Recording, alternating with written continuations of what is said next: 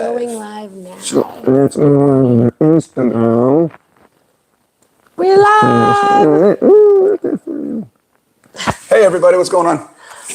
We are back from Mexico. Home sweet home. And we are not going to get too much into the details of that because Nat has about 8 months of content to put together from the videos and the pictures and the stories and the emotions and the insights. Oh and my gosh, I'll never. the retreat too, because you did your done. retreat there too, and so all your ladies were there. Yeah. What up, Dustin? On IG. Keto Simple. So Yes, and I'm going to do tomorrow night, Monday night, instead of my Monday masterclass, I'm going to do a live show update recap of Mexico. So tomorrow night, my YouTube, Keto Bikini Secrets, you'll be able to tune in. And that's really where I'm going to be able to let it all out. And then I can slowly drip the rest of the content on YouTube and Instagram as I finally put my thoughts together about everything.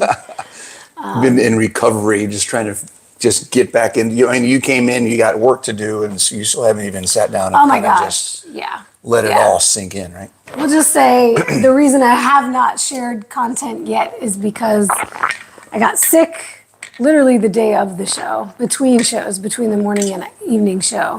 And then I woke up the next morning with like the full blown ear, nose, throat. And it's been like a head cold. Like my body is feeling okay. I'm not like super fatigued, but head cold. And then my cycle started. And even this morning we had a little scare of major intense pain on my left side. So it's just been like crazy. And we're starting a new training program tomorrow in the academy. So today I am feverishly finishing training programming, making sure everything's in the app and ready to go for everyone tomorrow. So it has been pretty nonstop. I haven't even really had a moment to gather my thoughts yet. Yeah. They're all swimming around up there. So it's coming. And trust me, you're going to be spammed for like the rest of the year now. The amount of pictures and videos and everything. You did a couple photo shoots. We took pictures all day long. 3 photo shoots. Yeah. No. 2 because we didn't do ours. But you got 2 photo shoots plus the stage photos, plus the videos, plus the content. Photos, there's so much that. stuff. Yeah. So that's all coming, guys. And that wouldn't be on my channel anyways. That'll be on her Instagram and her YouTube channel. So go make sure you go check that out. If you're not subscribed to her on YouTube, go do that. If you're not following her on Instagram, go do that. If you're on her Instagram watching this, you're already doing that. Then you need to go to my YouTube and start following my YouTube channel. Side note, I'm still very lean and I'm cold all the time. She looks great. Guys, she's a snack and a half. Yeah. Just the way he looks at me every day is like gosh. my motivation to stay lean. In this off season, my goal is to stay lean and get all the lean gains. Absolutely. So. Okay. I do not understand any dude who doesn't appreciate a strong, fit woman. It just doesn't make any sense to me. If you're a guy, or if you're with a guy, or if you know a guy who's like, I don't like my woman to have muscles, slap him. Just slap him in the face. Because it's ridiculous. Get you a man that appreciates the muscles. Okay. First of all, I want to say hello to everybody. We got a ton of people on my YouTube that are saying good morning. So good morning to all of you. We took a week off last week. It's been a little bit, so we're back. The topic for today, trusting your body, listening to your body. The catchphrase we've all heard. Yeah, kind of comes a little bit from some of the feedback we got from our last video, episode 40. Can you believe that? Wow. Episode 4, almost a year in that we've been doing this consistently. Dude, that's exciting. It's kind of crazy. The feedback that we got a lot of feedback. A lot of people didn't quite get the message. We're not going to get into all of that kind of stuff, but go back and watch last week's. It's always missed on some people. Yeah, go back and watch the last episode, episode 40. One of the things that is part of the context that a lot of influencers, people out there on social media talk about is listening to your body. There's a lot of protocols. There's a lot of programs that are all about doing things based on how you feel. If you're hungry, eat. If you're not hungry, don't eat. Eat till you're full, right? Don't work too hard in your workouts, right? All of these things. It's all about how do you feel about all the things based on your own interpretation of your body's signals. And that's the key. Your own interpretation of your body's signals. And why is that key? There's two reasons, big reasons, I think, why that's key. And we'll get into those. The first one, do you even understand your body's signals right now? Are you and your body talking the same language? Boom. Okay. Boom. Do you know how to interpret? Do you know how to interpret what things are? Number two, even if you do, is your emotional filter changing the message? Ooh, I didn't know you were going to go there. Okay. Okay. Because we can feel something here, In our bodies. whatever, Our actual physiological. but if what happens here in that interpretation or that translation of the message could completely screw it up, and then we go the wrong direction. So, which one of those you want to take first? Well, I was going to say, I thought you were going to say the second one was, this might have been Maybe it's for maybe you, there's three. This might have been incorporated into the first one, Okay. which is, do you know how to properly read the signals from your body? That'd be a perfect question. Yeah. That's what you said the first one was. Right. But there's actually like either a subset to that or something that's a precursor to that even. And it is not just do you know how to interpret the signals, but is your body functioning well enough to where it is even sending The right signals. the right signals? Yes.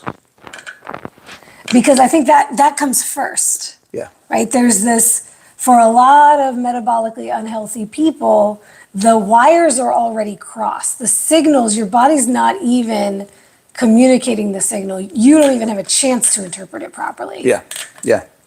Yeah. And they can be kind of confounded a little, Yeah, confused, but it's like the other side of the coin of the same thing. Right. Let's go. Here's an example. Common example that we see a lot.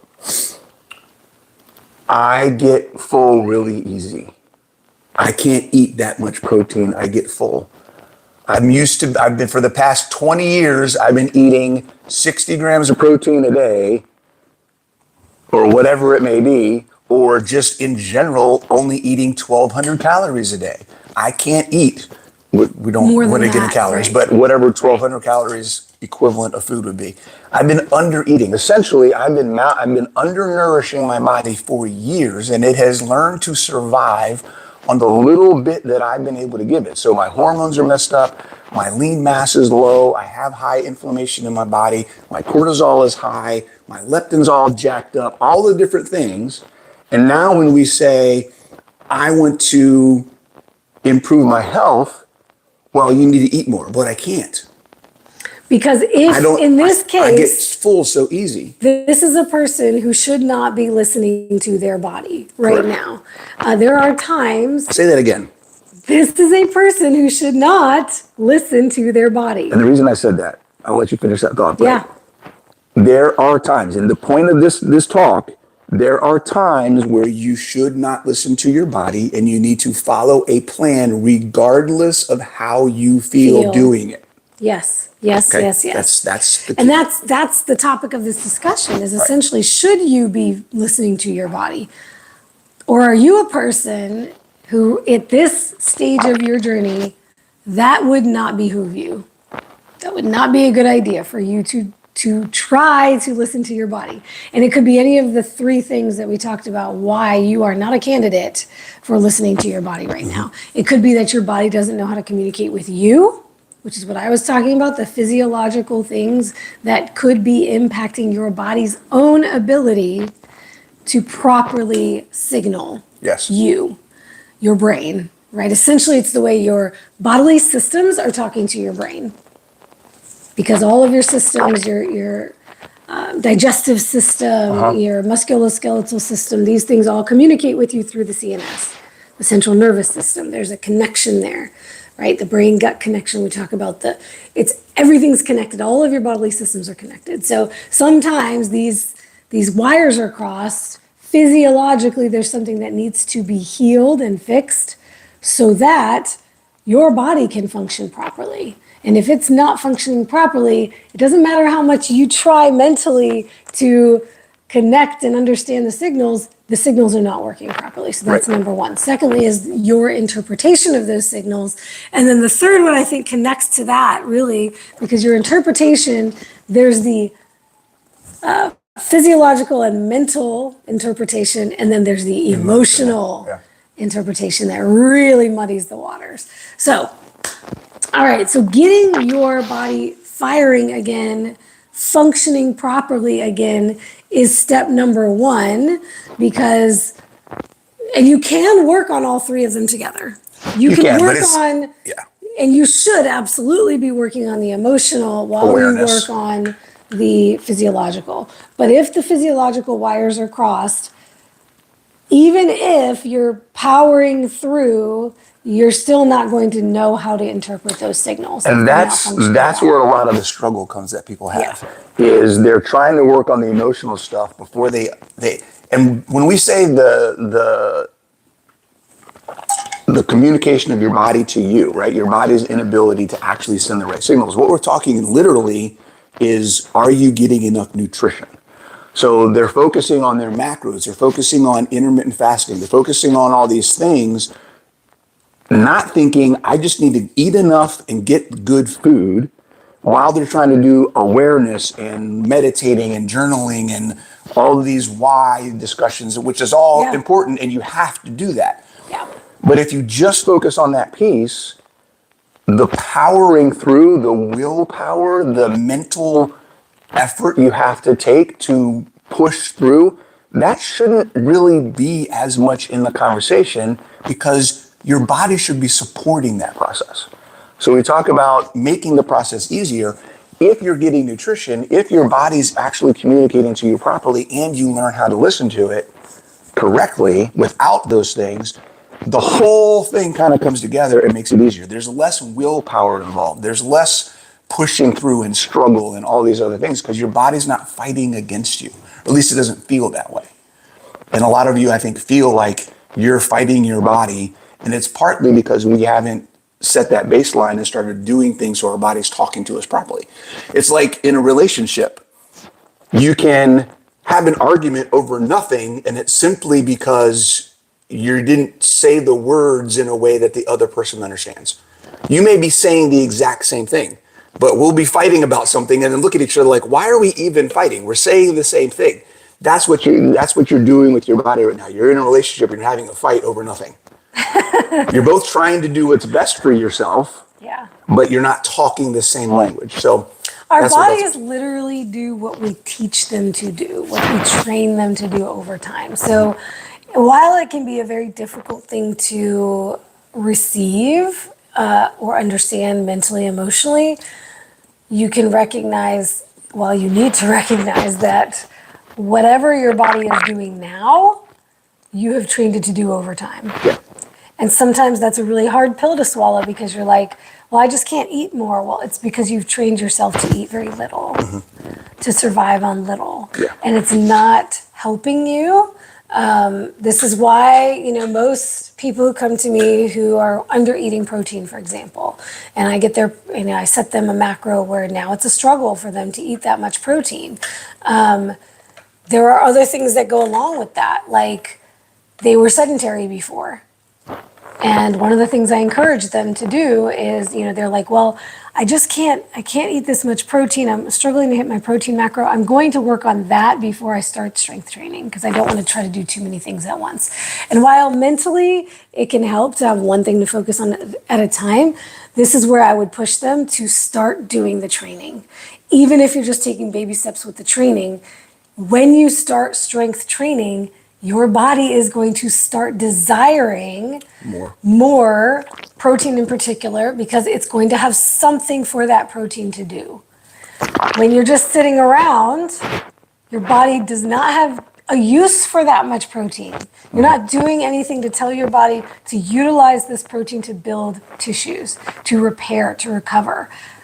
You're just doing the same amount of work. right? Very little. So and this is what we've been unfortunately taught our whole lives. Eat less. Well, the thing is eat less, move more. Most people eat less and move less. Yeah. They're always trying to Or shrink. they're moving, but they're not building. There's a difference between moving and building. That's true. Yes, walking. Yeah, cardio. Yeah. So getting back to the physiological things. So we talked about the eating too little. There's also eating. There's also eating too much. Yeah. And there's also eating the wrong things. The wrong things.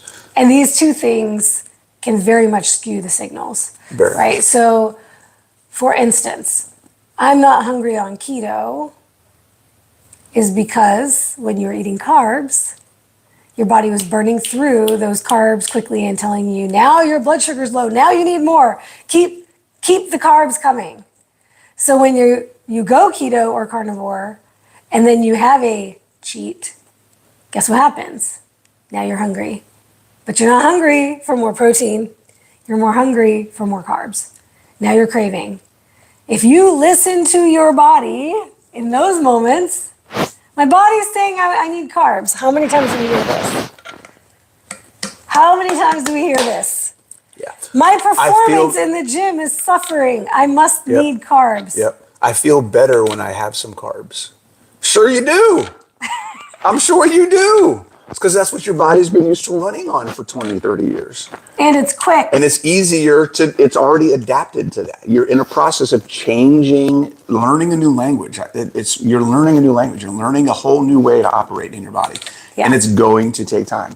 It's always going to be easier to do what you've done than to do what you are moving towards, a new thing. This is why when we have, particularly on the nutrition side, and this goes into the fitness side as well, but particularly on the nutrition side, there are times where we'll have a client and we tell them, you need to eat even if you feel full. You need to keep eating. Do I need to hit my macros even if, I'm really full and I can't? Yes. I can't really fit in dinner. Yes. Right? Or where we also say, this is one of those context things, guys. You've heard us say in other videos, it's okay to be hungry. There is a time and a place.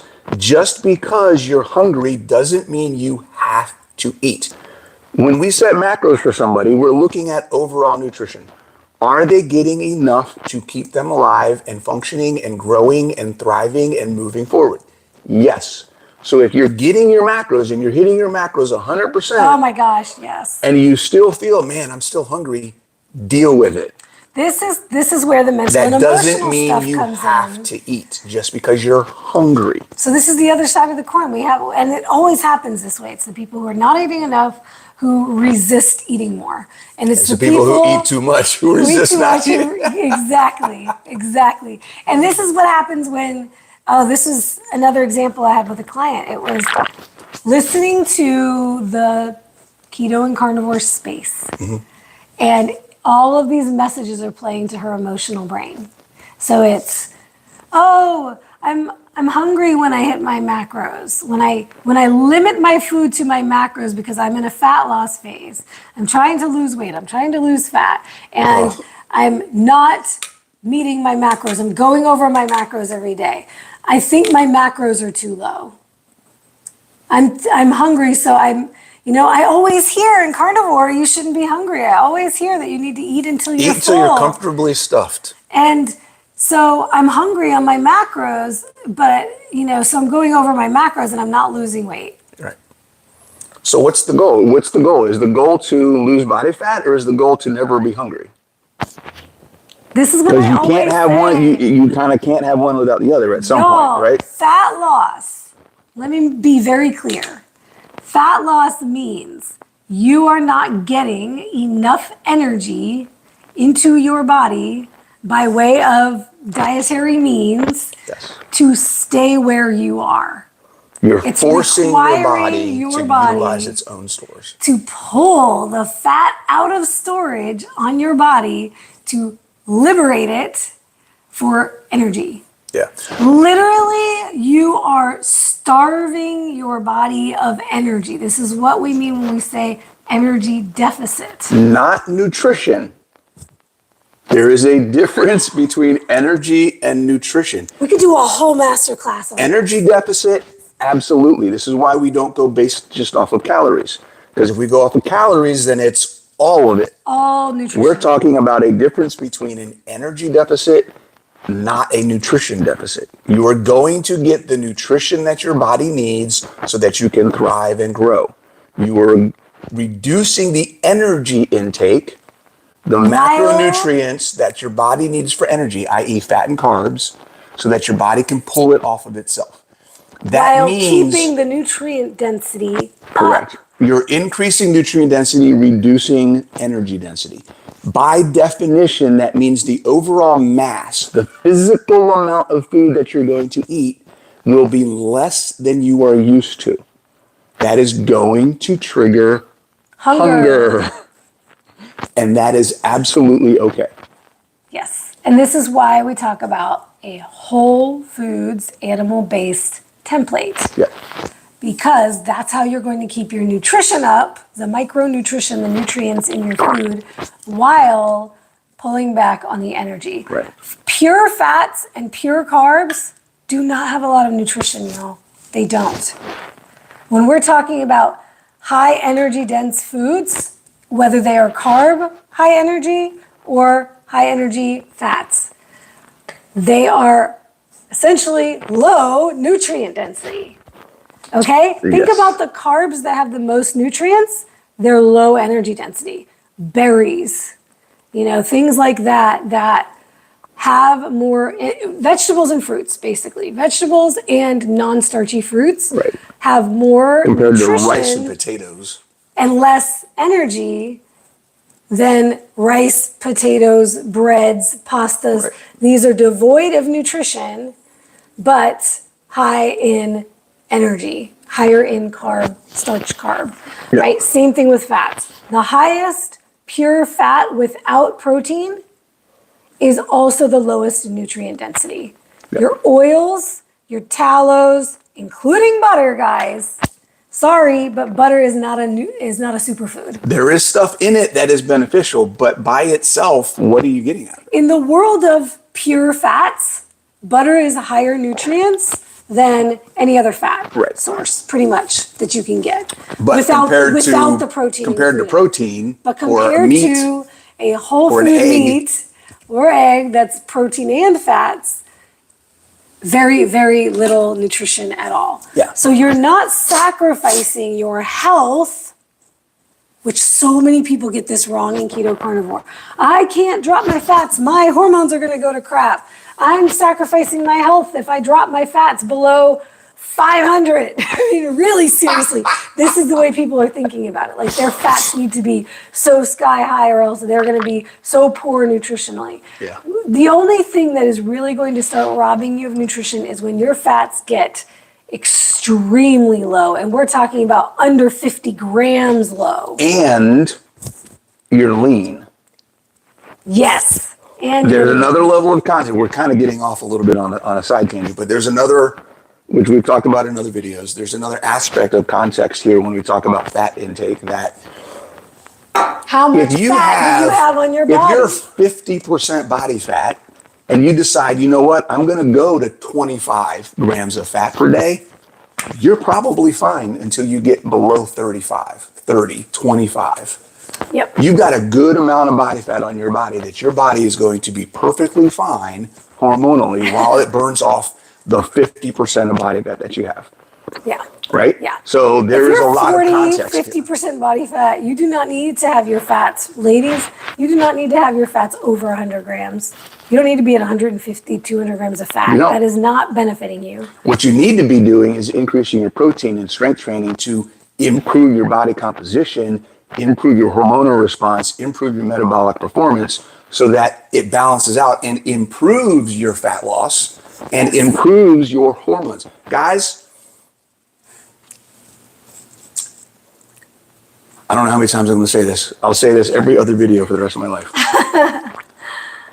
If you're listening to anybody on the internet who is telling you that you need fat for your hormones, and they don't also talk about amino acids for hormones, turn the channel. Half of the hormones that we have in our body come from protein. We cannot deny our bodies of adequate protein intake and then complain just because we drop our fat that our hormones are screwed up. Oh my gosh, yes, yes. Okay. Because everybody's always talking about the cholesterol-derived hormones, the hormones that come from cholesterol. That's not all the hormones, y'all. Like you said, half of them are Thyroid amino hormones. acid If you got derived. thyroid problems and you're not getting enough protein, guess what? It ain't the fat that's the problem. Boom. Say it louder for the people in the back. Okay. And guess what else is terrible for hormone health?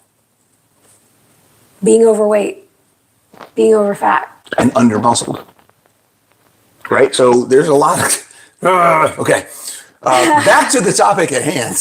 But all that to say, that is a huge part of the signaling that we're talking about from your body. Right. You need to have healthy hormonal signaling. Hormones are the signaling in our bodies. That's all of the signaling, all of the communication is done via hormones. And not all hormones are testosterone, estrogen, and insulin. Right. There's a lot more hormones than just those main ones that we get talked about all the time. But hormones Leptin. are the thing that is communicating in your body, sending these signals, right? That's what they do. That's their job. The Yes. hormones are the communication. Chemical messengers. Yeah, the pathway.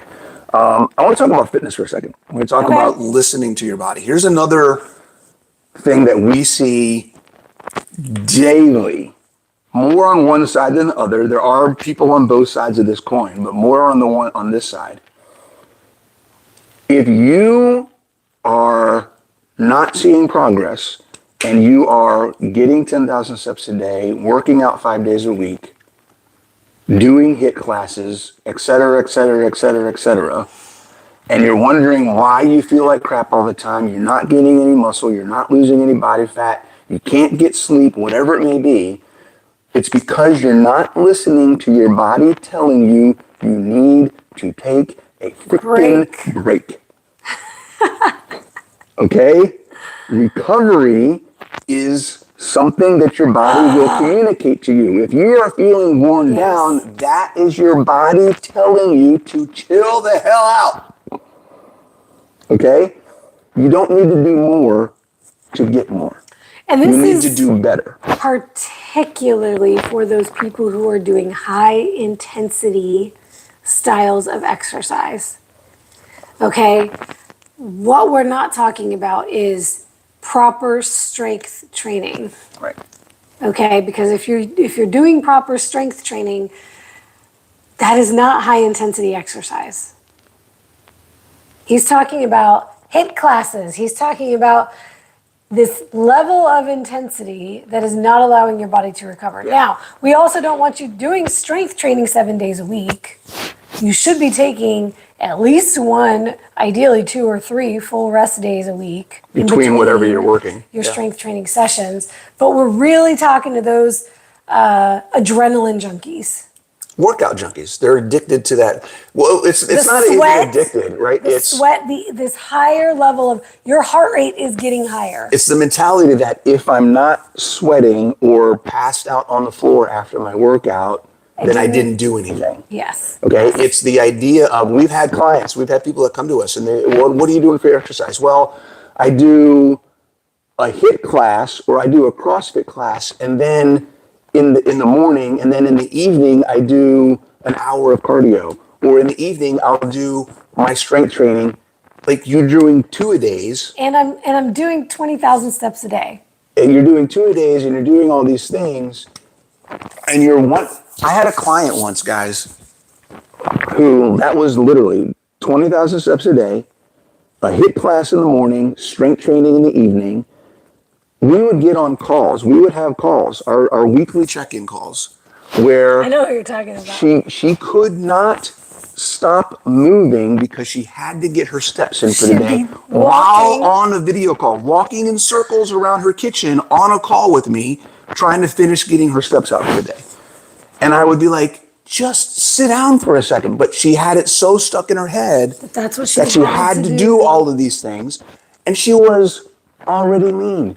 Her issues had to do with gaining muscle, gaining weight, having better sleep, being able to have energy throughout the day, all these things. But she was so set on this, I have to do more in order to get where I want to go. It was a complete Let me give you all this example. disordered thinking. Going into my show last week, I am sitting now at the weight I was when I flew out from here. I have been eating twice the amount of macros, calories as I was entering peak week. And my activity level is about half in terms of step count as it was. I also just started training again 2 days ago. So I've had 2 workouts in this week. And I am maintaining where I was going into peak week. Right.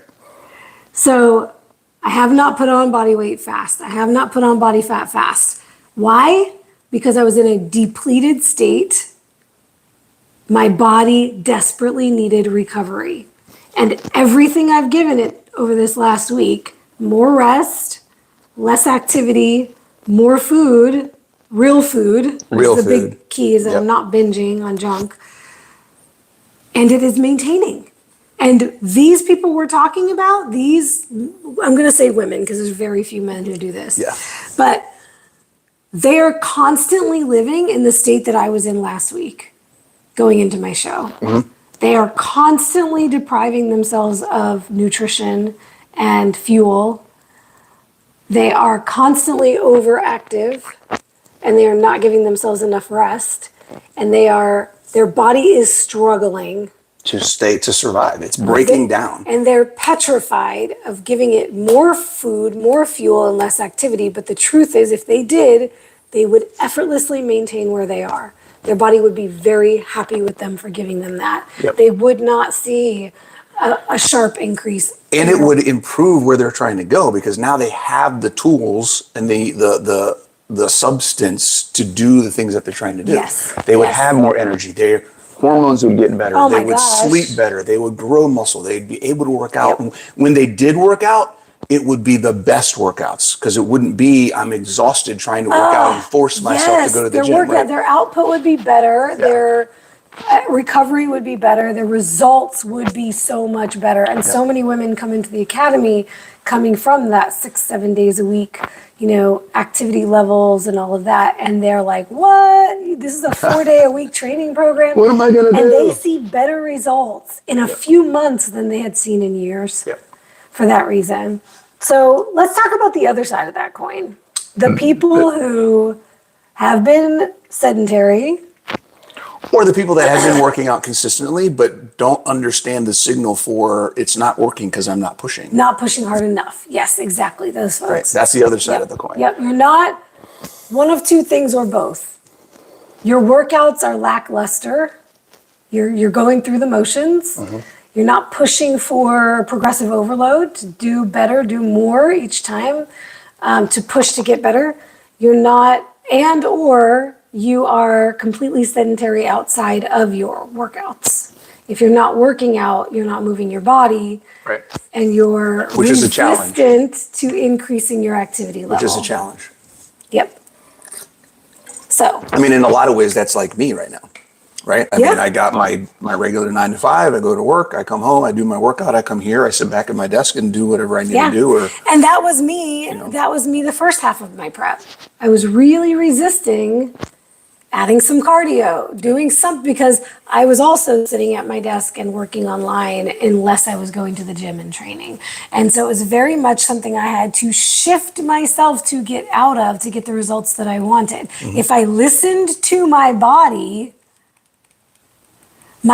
going to want to do what it's been doing, what I taught it to do. So that's the biggest key. That's the biggest key to this whole thing. Whether it's fitness, nutrition, whatever, your body's going to work as hard as it can to maintain the balance that you have created. Homeostasis. So if you want to shift the balance, we talked about this before. If you want to shift the balance, you got to put weight on one side of the seesaw, guys. That's it. That's 100% it. And guess what? It is not going to feel good to you Right. because it's different. And that is really more mental than it is physical. I know, right? It's really, I love it's it. really not that difficult physically. It feels difficult physically because your CNS is telling you, your central nervous system is telling you it feels difficult. Yeah. This is just like when you first start strength training, where you think you're not strong. It's not muscular fatigue you're experiencing. It's central nervous system fatigue. It is the muscle, it feels like you can't do more, like you can't do one more rep with that weight, or you can't get to the next weight because your muscle is failing, but it's not actually the muscle that's failing. It's your brain. It's the same thing with stretches, for example. You may see that you're not that flexible. It's a mental construct. It is your central nervous system that is afraid to go further in the stretch. It's the same reason why when you start a yoga class or something like that, and then you start going consistently, you notice your flexibility improves. It's actually your central nervous system that is changing. For the first, 1 to 2 years of training, it's definitely the first Everyone's 6 different. months. Depends on consistency, volume, all those different things, and It's what you're more doing. central nervous system But than it is muscular. a lot of the improvements that you make are more nervous system than anything else. The more improvements you make in your central nervous system, the more you start impacting your muscle and things like that, and et cetera. But And so it's the same thing with getting over the hump of the new habit, whatever that Right. new habit is. Whether it's cutting your macros, whether it's forcing yourself to eat more, whether it's doing some more activity, doing some cardio, or starting some strength training. or lifting heavier, and that's where we're going. lifting Like heavier. lifting heavier. That's the biggest thing we see on this side of the coin. Is there's the overworking and not listening to your body saying, "Hey, you need to take a break." But then there's and most people, it's just a lack of experience because they've never done it, so they don't know what it feels like. But being able to push yourself and try to do something that is hard to do and listen to what your body says as far as, okay, that was really hard. We were able to do it. That's a good place to be for me to move forward, right? So you have to be able to push and say, I've been doing this weight for 20 reps for the past year. How come I can't get any stronger? Well, you're not getting stronger because you're not going heavier. Try doing something that's as hard as you can make it for 6 reps or 8 reps and get into your head, if I can do more than 10, it's not heavy enough, right? So there's a mindset shift, how you have to change the language that you're talking to yourself in and refocus or change the perception of your expectations. I think that's kind of part of it. What is the expectation of why are you doing this training? Right. And is this working, or do I need to change and do something different? In many cases, going heavier is going to be a key that's going to help you move forward. And this is where it gets confused in the wellness space, especially for women, especially women in menopause. I know You are what you're going told to say, and it's going to piss me off. not to lift heavy, and because it's too much for you and you need to be doing yoga and all How that. disempowering is that? Here's an aspect of that really drives my goat, okay? For particularly, I'm not going to say any specific names, but for women in the space to tell other women that they shouldn't be training hard, they shouldn't be working to build muscle and do resistance training on a consistent basis, that they need to take it easy, pisses me off. Yeah, me too. It's disempowering. Yeah. Women, you all need to be strong. You need to build muscle. You need to work your butt off to be as physically independent as possible for as long as you possibly can be. And that requires pushing yourself in the gym to do hard things. Okay? The activity that you do is not the determining factor on the impact to your hormones as much as the frequency and the intensity and the volume. If you do what we talked about before and you're getting adequate rest and you are not overtraining, then none of that is in the discussion. Yes. Yes. None of it. Yes. I don't care if you're doing HIIT training. If you want to do high intensity interval training a couple of days a week and throw that in, fantastic. Have a blast. Do it. Incorporate it with some strength training and take adequate rest. Prioritize That's the the strength key. focus more than the cardio and the HIIT. That would be the Yes. correct advice for a woman entering menopause. A woman at any age, really, but especially when you're entering perimenopause or you're in postmenopause, you have to be more concerned about losing bone density and losing muscle mass than anything younger else. women. So you actually need to be pulling back on the more intense cardio and directing that energy to lifting heavier and doing more Yes. difficult things.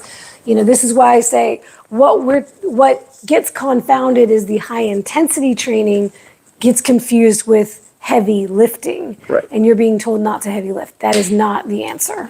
Not at all. So basically, we'll go sum this up. We're at 40 minutes. I think did we cover everything? I mean, we're basically saying, Who should not listen to their bodies? If People you- who are yeah. metabolically unhealthy. well, that's broad. It's broad, but that's the underpinning of the lack of proper signaling. For, essentially, if you are dealing with metabolic syndrome, you're likely not getting the proper signals. Right. It's true. Yeah. And in many cases, if you feel like, If you're insulin resistant, if you're not insulin getting the proper resistant, if you're signals. having this issue that's been coined as leptin resistance, if you're having trouble getting enough nutrition, if you're having trouble eating too much and you need to learn how to moderate, there's all of these things, guys, where having a plan and sticking to the plan, regardless of how you feel about what's going on with that plan, right? This is what we mean by trust the process. This is the thing going around right now is the follow the plan, not your mood. Yes. And that's the emotional piece he was talking about earlier is sometimes even if we are getting the proper signaling, we're confusing it. Oh. That did we even talk about the emotional? Yeah, we did. I mean, bit. there's another piece of this. Your body's not craving pizza. Your body's not craving ice cream. Your body's not craving sugar. Yes. Okay? Oh my God. This is one of those things that really drives me crazy. Wait a minute. Your body might be craving it, but it's not that your body wants it. Right. Let me make that Your brain distinction. might be craving it. You have a craving. Cravings do not need to be fed. Y'all. Here's another thing, and I want to, there's a lot of people out there that say if you're craving X, it's because your body needs Y. Oh, the nutrients you're deficient in. Crap. Yeah, you're deficient in magnesium, so you need to eat chocolate. Bull crap. I can't say that enough, and that's not even the word I want to say. Women, you don't need chocolate during your period. Okay. It's not doing anything special for you. Cravings are not sorry. Guys, cravings are not physiological, they are emotional. They're not biological, they're emotional. Okay? So once you realize that, they are part of a habit loop. They And are very part much of they are a whatever. They are habitual. part They are of habitual. something that you've done as a coping mechanism for whatever, and that's what you're falling back into. It's not because your body physically needs it. Your body does not need cake, cookies, None of candy, it. any of that. It's environmental, it's situational, it's emotional, whatever it may be. That's all it is. Oh, what can I have? I'll be right back. I need something crunchy. What can I have? All I see all the time in these discussion boards, keto carnivore groups, I'm craving, XYZ. What can I have? What ideas do y'all have? Or even the thing that really drives me the most crazy is when somebody goes into a group and tells people that they're having a struggle eating when they're not hungry. And they're like, I'm having these cravings. I know that I'm not physically hungry. What can I do to avoid eating during these times when I'm not hungry? And then what I see as a response, and this is what's going to happen when y'all go into these massive groups and you ask, it's the blind leading the blind. You're just asking other people on their journeys. And unfortunately, you get really poor advice. And then what I see in these groups is, oh, make brown butter bites. Make this snack, make that snack. And all it is a list of junk foods that might be carnivore or keto approved, junk foods, hyper palatable, tasty treats to eat when you're not hungry. That's the advice that's being given. And he's back. Do you see that a lot of the time? All the time. Yeah, right? absolutely. What can I do when I know I'm eating when I'm not hungry? Right. They're asking for help with the With habit, not eating, they're asking for help the with not habit, eating. overcoming the habit, and then people just give them all the snack ideas that are keto, so it's okay. It's okay because it's keto. It's okay because it's carnivore. Just because it's healthy doesn't mean you need to eat it. If you're replacing sugary treats with high-fat treats made with artificial sweeteners, you're doing nothing to improve your habit, Right. your addiction to sugar. Here's a It's question. not the sugar addiction. You're addicted to junk. You're addicted to tasty treats. Yeah. No keto treat or carnivore treat is going to heal that. And here's the thing. If you keep struggling with cravings and you're like, how do I beat these cravings? Feeding the cravings is not the answer. Ooh. You starve the craving and the craving goes away. As long as you continue to feed the craving with any substitution, the craving will continue to be there. Because once again, our bodies signal us based on what we treat, how we treat them, how we train them, what to expect. Right. So until you change the stimulus you're giving your body, it's going to continue to signal you to do the same things you've been doing. Yes. I had something that was in my head, and then you were talking, and something else popped in and replaced it, and now they're both And now they're both Now gone. they're both gone. Damn. Don't have to feed cravings.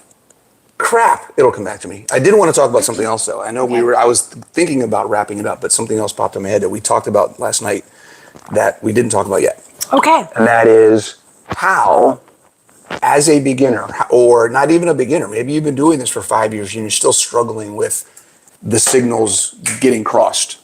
How to. There is one word you guys are not going to want to hear that is going to, it is the key, the secret, the pro tip, the absolute best way to be the translator for your body's signaling and your progress. And it starts with a T.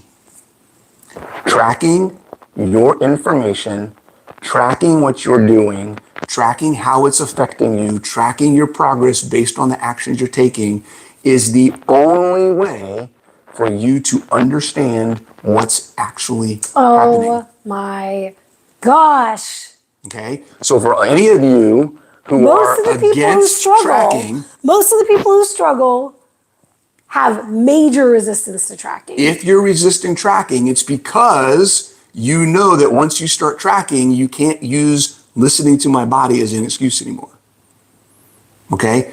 Track it, then you'll be doing two things. You'll understand what's actually happening compared to what your body's saying it's happening. And then What the you think your reality, body's saying. what the reality of what's going on is going to be right in front of your face, and then you know what you need to do. So I got the question, and I was thinking about doing a masterclass on the importance of tracking, right? Why do we track, and how do you get over the mental hurdle of tracking? So I'll probably do that in a future masterclass. But the key is what you're tracking, right? It's not just tracking your food, tracking your workouts, and tracking your body composition. The biggest piece that will help you interpret the signals is tracking what we call biofeedback. This is how your body is responding based on things like your sleep, your rating. I ask my ladies to actually give a rating to their quality of sleep, their stress levels, 10. their... I just rated you. He rated me a 10. That's cute. I was like, I don't have 10 levels of stress. Sleep, stress levels. What else do I ask them to track? Libido. 20. How many women that come to me, they've never even tried to assess their libido before. They're just like, well, we're either having sex or we're not. But that's not what libido is. Can I say something? Yeah. This may be weird for you all to hear me say, but most of my clients are women and have always been that way. They've always been women. They weren't men once upon a time.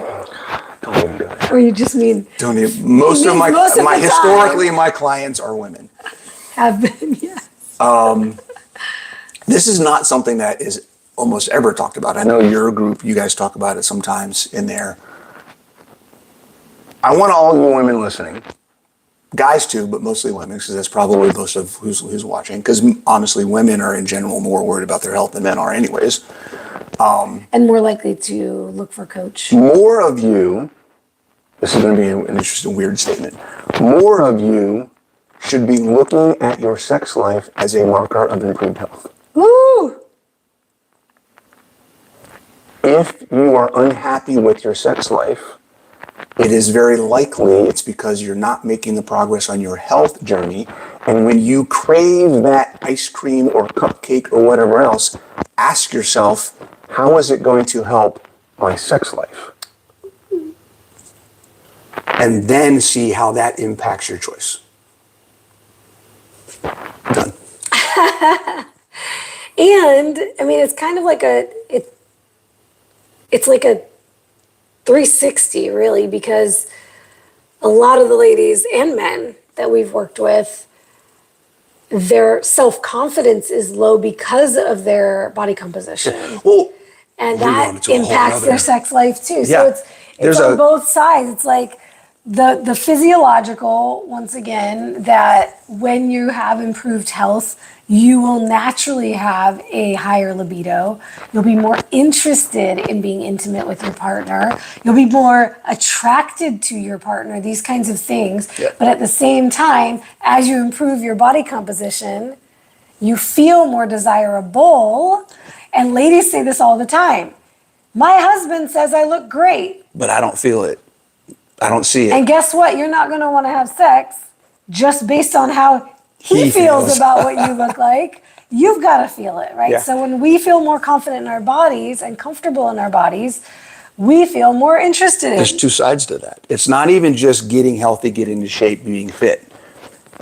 For women especially, just the actions that you take to do that will help you feel better about yourself. You may yes. not see any physical change, but when you go to the gym and you come back and you feel like, oh, I just got a great workout and I feel great, you are strong, going I to feel be more capable. interested in sex because of that emotional response to the workout. Whether you've seen a Yes. change in your body or not, it's not about, I have to get sexy, then I'll feel better about sex. No. The truth is, everything you The do actions, on the way. the yes. actions are going to make the improvement. It's so true. It's so true. And not to mention too the endorphins of working out, right? Yeah. So that's another level of biofeedback I ask my ladies to track is the libido. We look at mood. We look at, how anxious or, a lot of women that come to me are either anxious or depressed or both. So rate that, give it a number, start to get more aware of your mental health on a day-to-day basis. So all of these biofeedback markers, right? Mood, energy levels throughout the day, hunger levels and satiety levels. And hunger and satiety are two different things, right? Hunger, looking at, and this is something that is taught in intuitive eating protocols, is to give your hunger a rating before you eat. When you're when you're feeling hungry, if I had to rate my hunger, is it a 5 or is it a 10? Am I ready to chew my arm off, right? How hungry are you getting before you eat, before your meals? I want to How satiated, how full are you feeling after your meals, and how long does that last? So looking at those things, that will really help you get more in tune with, is it stomach hunger or is it head hunger? Am I just bored, tired, stressed, overwhelmed, and I don't need food, I actually need something else, right? So those things. Sleep quality, I mentioned. I just thought of the Strength in your training. And this is where the tracking your training progress comes in, because you can, I always harp on this language thing. I feel like I'm weak. I feel like I'm not getting stronger. I feel like I'm getting weaker.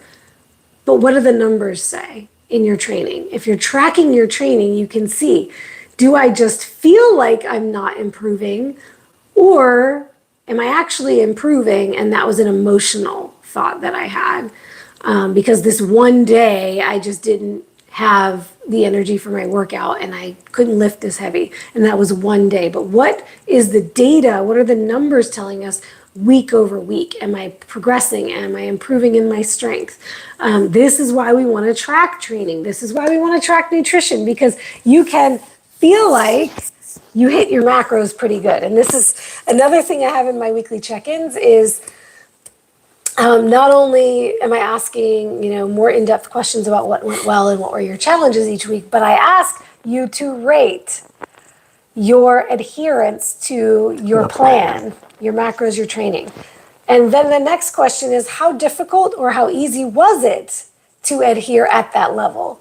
So sometimes it might be, oh, it was a 0. I didn't adhere at all. And it was really easy for me to not adhere at all, or I crushed it and it was easy for me to crush it. Or I was middle of the road and it was pretty difficult for me to get there, right? So we're looking at two things there. That's a nuance I want to, can we dig into that just a little bit? Yeah. Because I think people think that it's hard to stay consistent 100%. And it's not always the case. Yeah, honestly, if you stay consistent. Just the idea that the thought process of, wait a second, it's one possible. Does not equal the other. Yeah, it's possible to be an 8 or 9 on adherence, and it to be a 1 or 2 on difficulty. Yes. Think about that for a second, y'all, because it is absolutely possible. And it's likely. The longer you adhere more consistently and more close to that 100%, the easier it becomes to do it. That's where progress starts becoming maintenance. Yes. Okay. When you have made progress and you start maintaining, that level of progress now becomes a 10 easy on adherence and a 1 on effort, because that's just where you are. And so what happens is then you make another change, and then adherence may go down a little bit and difficulty may come up a little bit, but then as you become consistent, it starts going back to that 1 and that 10 and that 1 again, right? It's that process of make a change, it's going to be a little more challenging, become consistent with it, it becomes easy again. It's and that's so what true. that whole process is about. I'm so glad you highlighted that. Yeah. And the reason why I put this on the form is because there tends to be a gap between actual level of adherence and perceived level of adherence. It's like intensity. Yes. Real intensity versus perceived intensity. Yeah. Okay. I feel like I did good on my macros this week. And sometimes, when I look at people's ratings and what they actually did, I ask them to go back and I remind my group, hey ladies, before you fill out the form, look at your data. As if you were a coach. Look at, the reason you're tracking is so you can look at it. It's not just for somebody else to look at it. That's a really good point, guys. Look at your data at the end of the week and you can see day to day your consistency or lack thereof and your weekly averages for how you landed on your macros, right? Then you have hard numbers that can tell you how well you adhered to the plan. So if you're thinking about how well you think you adhered to the plan, look at your numbers and see if that tracks. Yeah, I want to call that point out as well. And I want to say it again. When you're if you're working with a coach, if you're working by yourself and you're doing this on your own, then this is kind of built in. But if you're working with a coach, if you're in a program, whatever it may be, you don't track just to track. Okay? Any tracking that you do is for you to understand what's going on in your body, how the choices you're making are affecting your results, and build awareness around why you're making those choices. Those three things. You do not track or coach. I want to put this everywhere on a billboard. Tracking is for you to teach yourself how to be your own coach. You take the information, you take ownership and responsibility of your journey, and it is what allows you to stay on the wagon. Dude, this is why I call it becoming the CEO of your body and your journey, owning your journey. If you just keep tracking for your coach, you will never learn anything along the way, and you will be just as confused as you were on day one. You will not know what to do. You'll keep telling someone to tell you exactly what to eat and exactly what to do because you won't have a clue. Empower yourself, liberate yourself, learn something along the way. The more you learn along the way about yourself, about how your body responds, about the hows and whys of what we do and why we give you the macros we give you and all of that, you will not be a person who's just like, somebody needs to give me macros. Yeah. You're going to understand it, and then it will be so much easier to maintain for the rest of your life and to continue to improve the rest of your life because you'll get it. Can we get some examples? Yes. I want to give some examples, guys. There's probably not a single question that either of us could ask each other about our intake, our exercise, our sleep, or any other biometric or daily activity that we do to maintain or improve our fitness or health that we couldn't give you specific numbers on. Right. 100%. We know our macros. We know what we're getting on an average. We know what our plan is for the day. We track how much sleep we get. Yep. And even if we're not actively tracking it, we are aware of it. Yeah. Right? Yep. We may not measure our food every single day, but I know what I ate yesterday and how that compares to where I'm trying to be on a consistent basis. Yep. So it's the idea of, I know that I get 4 to 5 grams of sodium every day. I know that I get about 300 grams of magnesium every day. That's my goal. That's my target. That's what I get on average. Sometimes it's a little higher. Sometimes it's a little lower. I know in my day if I'm above or below my average. And if I want to make a decision on, okay, this is what I ate today, I could eat this meal and still be within my protein, but I'm trying to get ready for a photo shoot in Mexico. So if I do that, I need to keep my fat low. I'll just skip that snack or that meal or whatever, right? Understanding and knowing the information allows you to make informed decisions. I would say the main reason why anyone should ever track macros is to learn this information so that you don't have to track macros for the rest of your life. Boom. The people that I am more concerned about are the people who do not know how to eat when they're not tracking every gram. Yes, it's dependency. Feel completely out of sorts and just don't even know what to do if they're not tracking every gram. Yeah. They feel, it's a feeling, it's a lack of security. Mm-hmm. Yeah. The macros is that security blanket. About their decisions without tracking it. That tells me you haven't learned anything while you were tracking. Yeah. You could set aside literally 4 weeks of your entire life to learn by tracking and never track again. If you decide to be diligent for 4 weeks.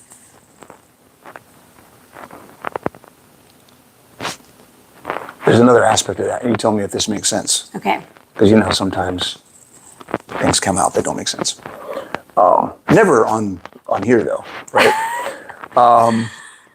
The dependency on macros isn't always just on the macros, because there's a lot of people who won't make healthy choices if they don't have macros. So it's not always just, I can't make a decision on how much protein should be in this meal. Right. A lot of times it's, if I don't have a macro plan, I'm going to eat the Oreos instead of the steak. It's so true. Yes. Which makes no sense. Well, you know at where all. it's coming from is the accountability piece. It's Right. it's the when you have a coach that you're tracking for. It goes That's back to that's that. the thing. It's I'm back to tracking that. for my coach. Yeah. So if I know my coach is going to see this, I'm going to eat. That's it. That's it. Better. Yep. I'm going to make healthy Better choices. Yeah. You know, or even this happens with a lot of clients where I see that they're not tracking everything. I can tell there's untracked days or there's partially tracked days, and I can't tell what's going on there. It's because there was something that they ate that they weren't proud of that they didn't want to track. And guess what? That gives us faulty data, and now we can't make any decisions. Right. And that's the whole point of tracking, is so that you can understand, if I eat this thing, either in place of something healthier or in addition to the healthy food, how is it going to impact my body? When we got back, listening. That is the ultimate form of listening to your body. when we traveled, I'll give you all an example. When we traveled back from Mexico, I bought a couple of really good, meaning healthy and delicious and good quality dark chocolate bars from Mexico. And I could have said, oh, I don't know how to track it because it's Mexican.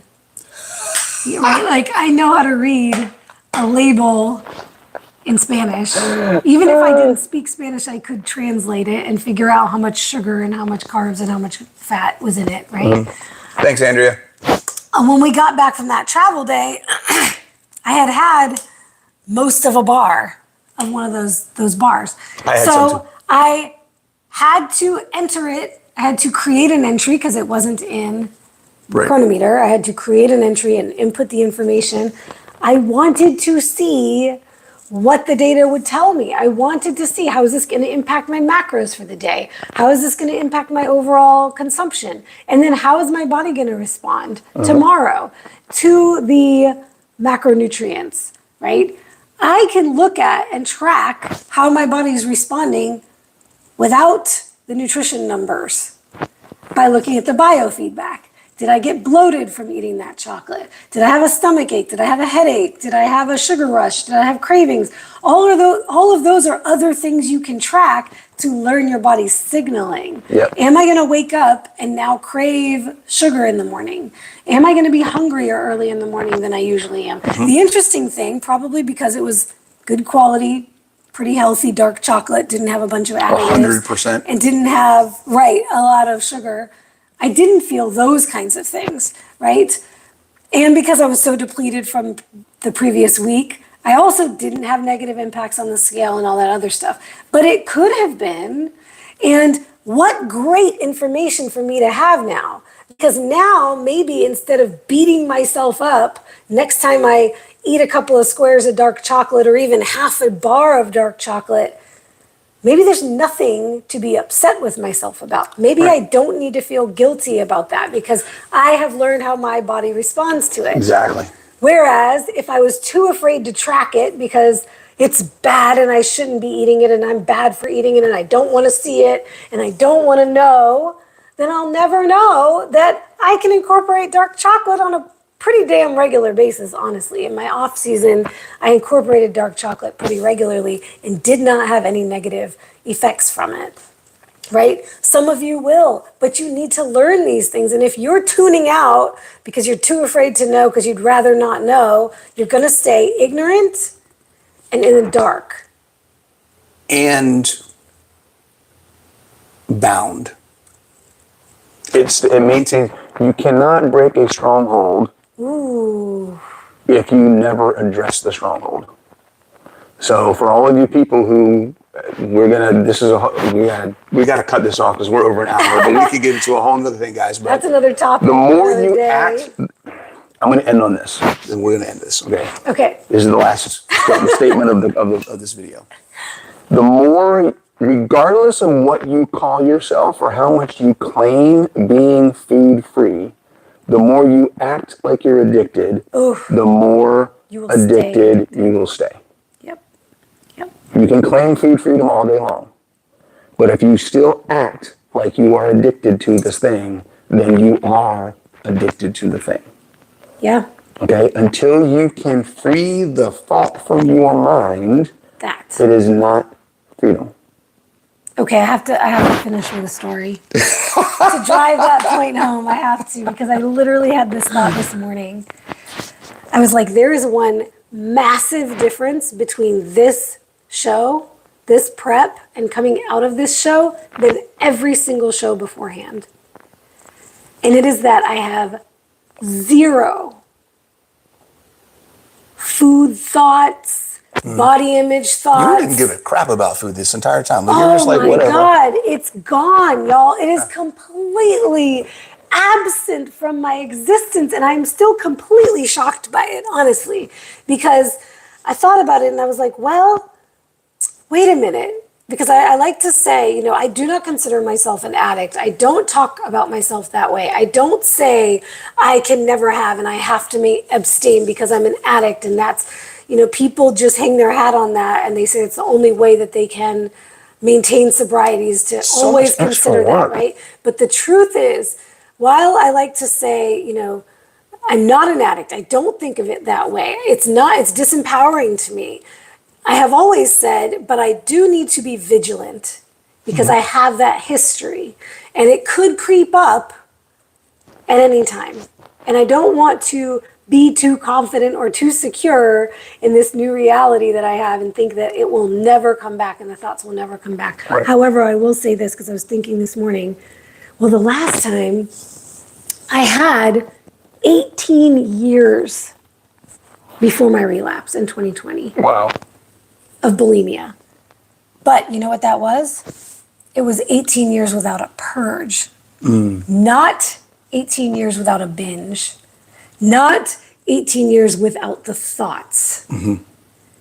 So I can't say, I never could say that I was truly recovered. But for the first time ever in my entire life, I feel recovered with a D at the end. Like it's not there anymore. I'm not picking my body apart. I'm not connecting the way I feel about my body with the way I'm eating. I'm not connecting it with labels on my diet, on whether or not I'm keto or carnivore or how I'm considered or what other people think about what I'm eating. The food thoughts, the addictions, the cravings, it's all completely gone for the first time ever. Woohoo! That's awesome. It is possible. Very possible. And let me tell you, it is because in my last off season, I literally took the time to not be dieting, to not be striving to change my body in the way I always had, getting leaner, and to not be labeling my diet and trying to adhere to a particular way of eating based on anybody else's definition. You're welcome. He was a part of that, honestly. You were, because we did some of that together. Yeah, absolutely. Absolutely. It's part of that process. And that's where body confidence comes from, right? We'll segue into the book and then we'll drop off. Go get the book, Body Confidence. A lot of what we've talked about here is oh my in there. gosh, yes. This is part of the being free from those expectations, the emotional weight of doing something wrong or off out of your label. A lot of that stuff is in the book, guys, okay? It's not about being confident keto, in your carnivore, body. low carb, whatever. Right. It's about finding what's going to work for you, regardless of the label. The labels are a great place to start, but you can't live there. And getting back to wrapping up the topic of the day, figuring out what works for you is about learning yourself, your body, how it responds to things, tuning in, not tuning it out.